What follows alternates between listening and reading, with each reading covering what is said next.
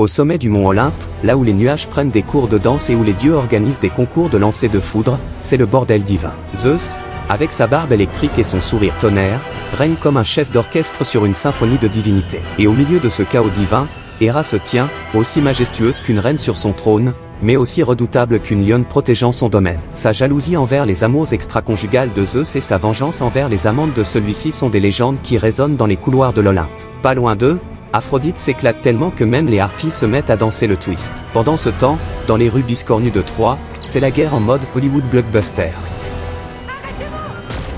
Achille, le bellâtre inoxydable, prépare son armure tout en échangeant des punch clean avec Ulysse, le navigateur malin qui a l'air de sortir tout droit d'une pub pour une croisière de luxe. Ensemble, ils se lancent dans une aventure à grand spectacle où les enjeux sont aussi élevés que les cachets des acteurs. Pendant que ces deux se la jouent en beau version grecque, Persée se prépare pour sa propre épopée, armé d'un bouclier qui fait des selfies et d'un cerveau qui fait des calculs d'astronomie. Il va devoir affronter des monstres tellement hideux que même Méduse mettrait un masque. Et tout ça pour sauver une princesse qui, pour être honnête, semble plus avoir besoin d'un cours de self-défense que d'un chevalier en armure. Mais dans ce grand cirque divin, il y a aussi de l'amour et des drames dignes des meilleurs télénovelas.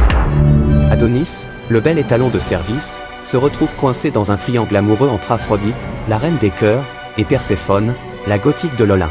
Autant vous dire que ça va être une guerre des roses version antique, avec des pétales de lotus et des flèches de Cupidon qui volent dans tous les sens. Pendant ce temps, du côté sombre de l'Hadès, Perséphone trouve l'amour même au fin fond de l'abîme. Elle tombe nez à nez avec Orphée, le musicien maudit qui fait fondre les cœurs même des furies. Leur histoire d'amour interdite va tellement secouer le monde souterrain que même Cerbère en perdrait la tête. Dans ce grand spectacle divin où les dieux se prennent pour des superstars et les mortels pour des figurants de luxe, chaque héros, chaque déesse, chaque démon apporte sa touche personnelle à cette saga épique qui dépasse les frontières du temps et de l'espace. Parce qu'après tout, dans le monde de la mythologie grecque, même les tragédies ont un sens de l'humour démesuré. Si cette vidéo t'a fait sourire plus qu'un minotaure devant un miroir, n'oublie pas de lâcher un pouce bleu, de t'abonner et d'activer la cloche de notification pour ne manquer aucune de nos futures aventures mythologiques.